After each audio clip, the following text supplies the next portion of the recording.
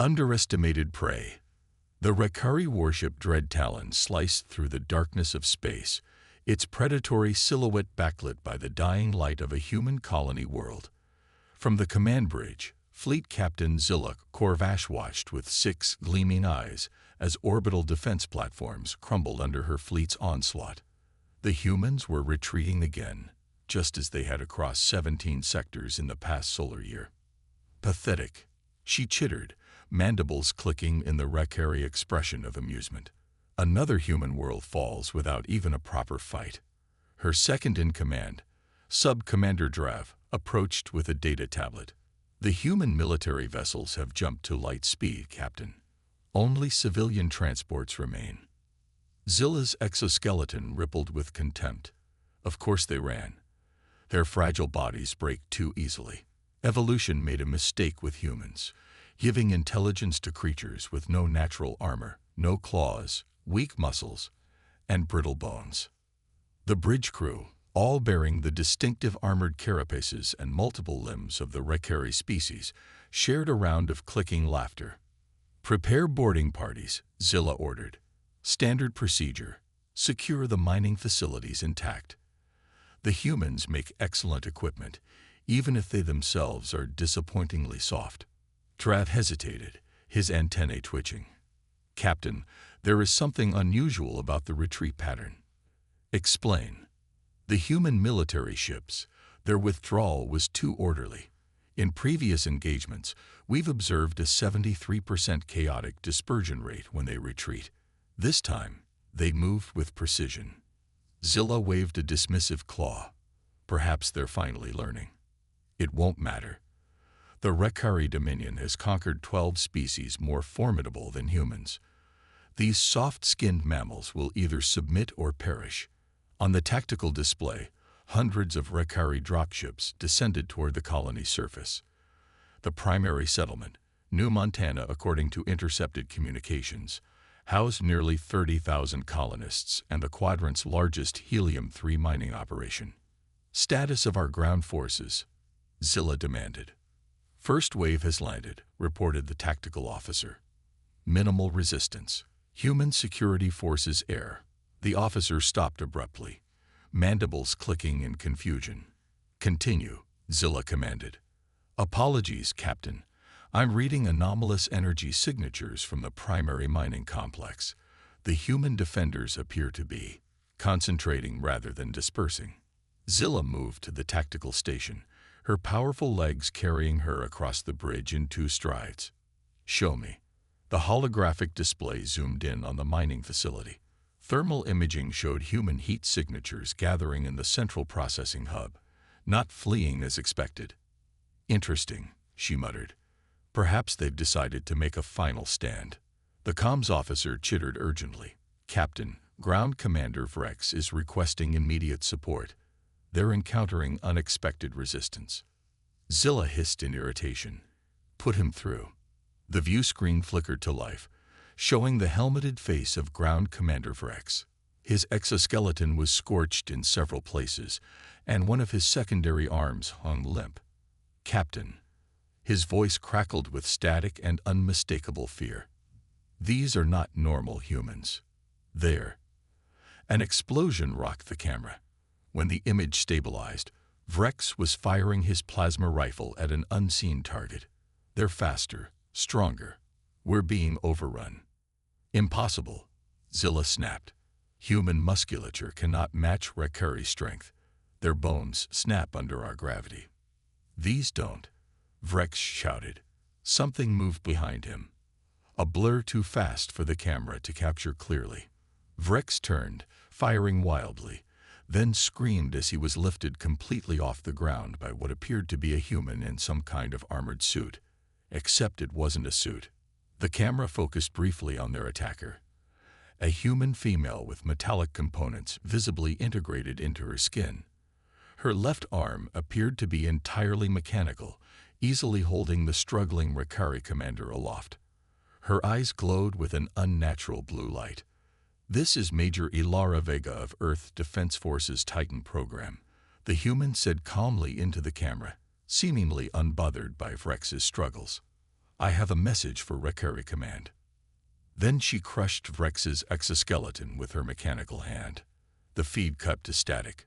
Silence fell over the Dread Talon's bridge. Titan program. Drav finally whispered, his voice carrying the distinctive tremor of Rekkari fear. What is that? Before Zilla could respond, alarms blared across the command deck. Multiple hull breaches, shouted the security officer. We're being boarded. Impossible, Zilla roared. There are no human ships in range. The tactical officer's voice shook. They came from the surface, Captain. Some kind of high-velocity launch pods. Our point defense systems barely registered them before impact. The bridge doors exploded inward in a shower of metal and sparks. Through the smoke stepped three figures that Zilla at first thought must be combat robots. But as the air cleared, she saw they were humans, or what had once been humans. The lead figure stood nearly as tall as a Rekkari warrior, though humans were typically much shorter.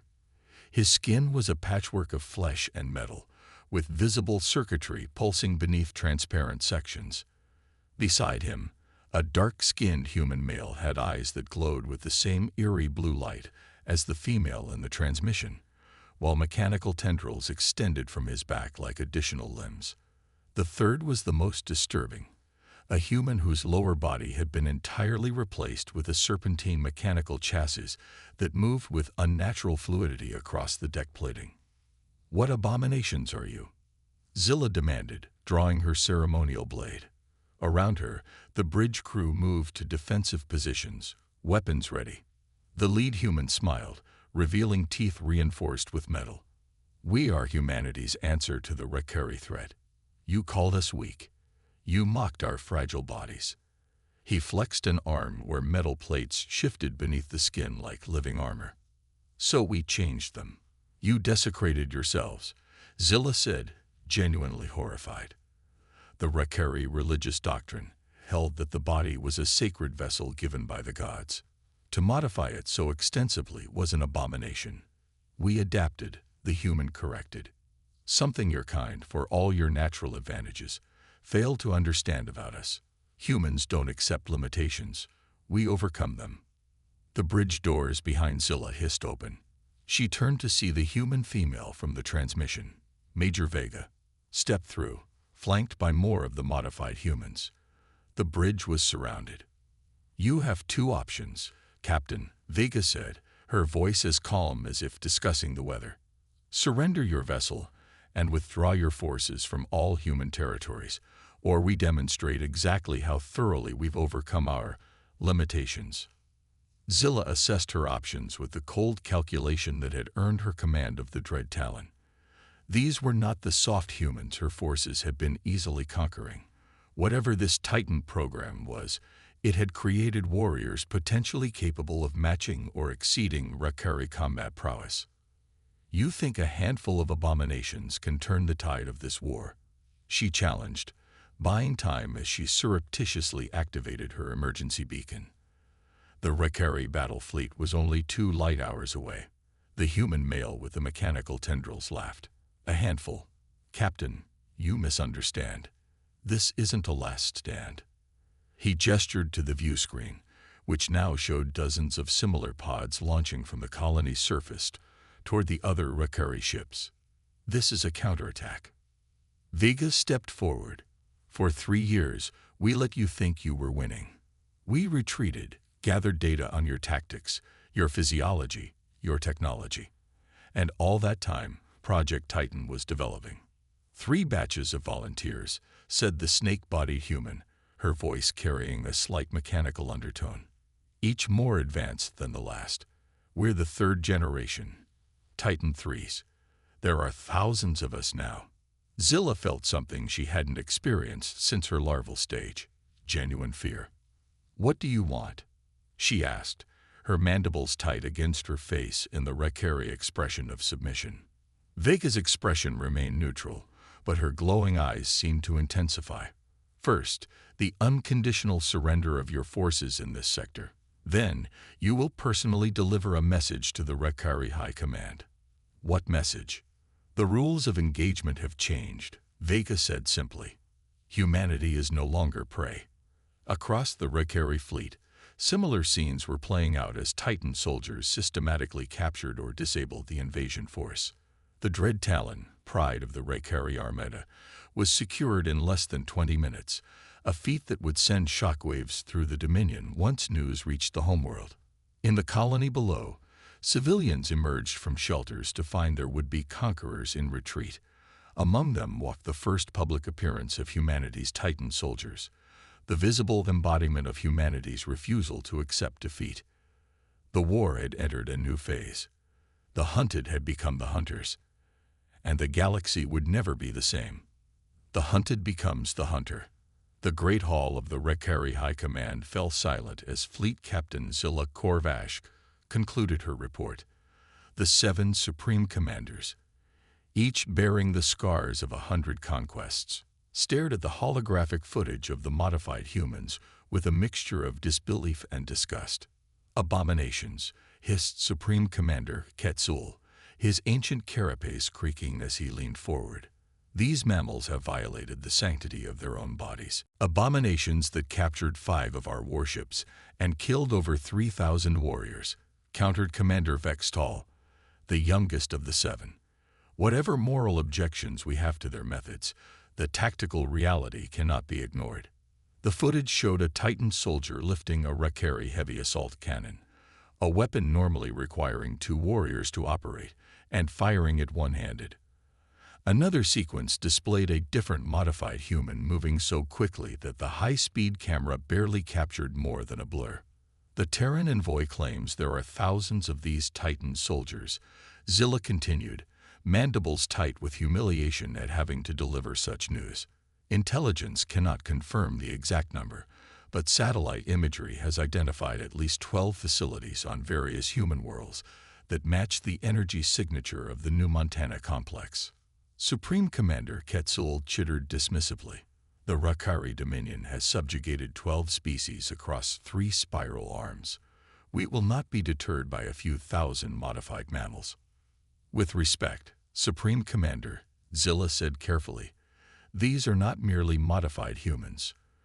The preliminary analysis suggests cybernetic augmentation far beyond anything in our technological database. Some appear to have neural interfaces that allow them to process information and react at speeds rivaling our automated defense systems. Vextel gestured with a battle-scarred claw. What of their message? This ultimatum. Zilla activated another hologram, displaying the face of Major Ilara Vega, the human commander who had captured the Dread Talon. The Titan program represents humanity's refusal to accept extinction. Vega's recorded message began. For 3 years, you have pushed us back, believing our retreat was weakness.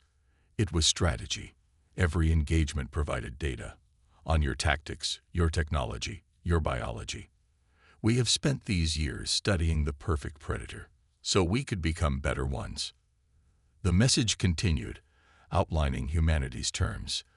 Immediate cessation of hostilities, withdrawal from all contested systems, and reparations for destroyed colonies. In exchange, humans would not push into established Rakari territory. They offer peace from a position of presumed strength, observed Commander Mayazar, her sensory antennae twitching in thought. After one victory. Not one victory, Vextal corrected. Reports are coming in from across the front. 17 major engagements in the past standard week, all Rakari defeats. The 6th Fleet was ambushed at Proxima Centauri. The mining outpost on HD 40,000, 307 grams has gone silent. The garrison at New Harvest has surrendered. Silence fell again, heavier this time. How? Demanded Quetzal. How did they develop this technology without our knowledge? Our spies have infiltrated every level of human government. According to intercepted communications, Zilla replied, the program began before first contact. Apparently, humans have been augmenting themselves for medical purposes for centuries. The Titan program simply weaponized existing technology and kept it hidden, added Vextal. While we watched their conventional military, this secret force was preparing. The debate raged for hours, but the outcome was inevitable. For the first time in 8 centuries, the Rakari Dominion would have to negotiate rather than conquer. 3 light years away, aboard the reclaimed human dreadnought Defiance, Major Ilara Vega stood at the viewport watching stars streak by. The ships of Titan Strike Force Alpha, 12 vessels crewed primarily by augmented soldiers, were en route to the Rakari fortress world of Quetzalcoatl. Intelligence suggested it housed the Dominion's primary cloning facility, where new generations of warriors were grown and trained. Ilara flexed her mechanical left arm, the neural interface translating the thought into smooth motion. After 3 years of integration, the cybernetics felt as natural as her original limb had, better, even. Stronger, faster, more precise. "Status report, Colonel Mercer," she said without turning. Colonel Adam Mercer, his dark skin contrasting with the silver neural filaments visible beneath, stepped up beside her. "Strike teams prepped and ready, Major. Drop pods are loaded. The fleet will exit FTL in 30 minutes, just outside their sensor range." "And the special package?" Mercer smiled, the expression made slightly unnerving by the metallic gleam in his enhanced eyes. "Dr. Chen says it's ready. If their biological computers are as vulnerable as we think, it should work exactly as planned." Ilara nodded. "Good. This ends today." "The brass still wants to talk about peace negotiations," Mercer noted, the filaments at his temples pulsing as he accessed the secure military network directly through his neural implant. "The Rakari envoy is requesting a ceasefire." "They're stalling," Ilara said flatly. "Their reinforcements are 8 days out from the front line. They're trying to buy time." "Agreed. But after today's operation, after today, they'll negotiate seriously." Ilara finally turned from the viewport, her glowing blue eyes, enhanced with targeting systems and thermal imaging, scanning the bridge. Her fellow Titan soldiers moved with precision, each augmented in different ways suited to their specialties. Some, like Mercer, focused on information processing and tactical analysis. Others, like Lieutenant Kino with his reinforced skeletal structure and enhanced musculature, were optimized for physical combat. Ilara herself represented a balance, the prototype that had proven the concept could work. Her left arm and shoulder were fully mechanical, housing weapons systems and tools. Her eyes provided tactical data overlays and enhanced vision across multiple spectrums. Reinforced bones, accelerated reflexes, and a partial exoskeleton beneath her skin gave her strength and speed far beyond human baseline. The cost had been high. Months of surgeries, painful integration processes, and the psychological adjustment to a new body that was neither fully human nor machine. But facing extinction had a way of clarifying priorities. "Remember why we're here," she addressed the bridge crew. "Not for vengeance, for survival. The Rakari do not understand compromise or coexistence, only strength. Today, we show them that humanity has strength to spare." The plan was audacious. While the main Titan force engaged the orbital defenses around Quetzalcoatl, a smaller team would infiltrate the cloning facility and deploy Dr. Chen's package, a biological agent specifically designed to target the growth medium used in Rakari cloning. It wouldn't harm existing warriors, but it would prevent the creation of new ones. Without reinforcements, the Dominion would be forced to reconsider its expansion plans, not just against humans, but against all species in their path. 10 minutes to exit from FTL, announced the navigation officer, his voice carrying the slight harmonic that came with vocal enhancements. Ilara moved to the command chair, interfacing directly with the ship's systems through the neural port at the base of her skull. Tactical data flooded her consciousness. Enemy positions, defense capabilities, environmental conditions on the target world. "All hands to battle stations," she ordered. "Titan Strike Force, prepare for combat drop." The battle for Quetzalcoatl would later be studied in military academies across the galaxy as a textbook example of asymmetric warfare. The Rakari, expecting a conventional assault, had positioned their fleet in a defensive sphere around the planet. They were unprepared for the Titan soldiers' unique approach. Instead of engaging the Rakari fleet directly, the human ships launched thousands of one-person drop pods, each containing a Titan soldier, on ballistic trajectories through gaps in the defensive screen. The pods were too small and fast for standard targeting systems, and by the time the Rakari adjusted, it was too late. Ilara's pod slammed into the outer dome of the cloning facility with enough force to crack the reinforced material. Her enhanced body absorbed the impact easily as she emerged, mechanical arm transforming into a plasma cutter that sliced through the remaining barrier. Behind her, 11 more pods breached the facility at precisely calculated points. Colonel Mercer's voice came through her neural comm. Perimeter teams engage. You have 18 minutes before security protocols activate the self-destruct sequence. Acknowledged, Ilara replied, moving through the facility with inhuman speed. Rakari warriors attempted to intercept her, but their natural advantages, evolved over millions of years, were negated by her augmentations. Where they had armored exoskeletons, she had reactive metal ceramic composites fused to reinforced bones. Where they had powerful muscles, she had servomotors capable of exerting tons of pressure. It wasn't a fair fight. It wasn't meant to be. 3 minutes later, she reached the central chamber, a vast space filled with thousands of incubation pods, each containing a developing Rakari warrior. The sight momentarily stopped her. Despite everything, there was something disturbing about what they were about to do. Having second thoughts, Major, came a voice from behind her.